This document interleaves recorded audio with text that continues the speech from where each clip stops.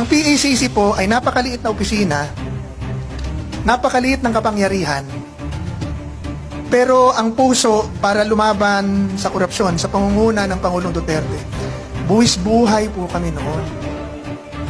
Kaya ang lahat po ng government official noon talagang takot mahuli sa korupsyon. Ngayon, tinanggal po nila yan at ang una pong ginawa ng Pangulong Marcos, EO1, Executive Order No. 1, alisin ang PACC. Ang tanging opisina na nilikha para labanan ang korupsyon sa gobyerno. 3 years later, ngayon nakikita natin, lahat po ng mga programang inilagay ng Pangulong Duterte noon laban sa droga, korupsyon, red tape, kriminalidad, na kanilang inalis or binago ang humahabol sa kanila ngayon. Ngayon, anong issue ngayon? Korupsyon na naman, droga na naman, kriminalidad na naman. Yan. Insurgency.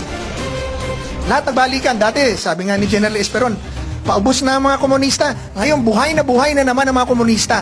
Sino ang nagpapa-impeach kay VP Sara? Anak Pawis, anak bayan. Lahat ng anak. Anak ng... Bawal magmura.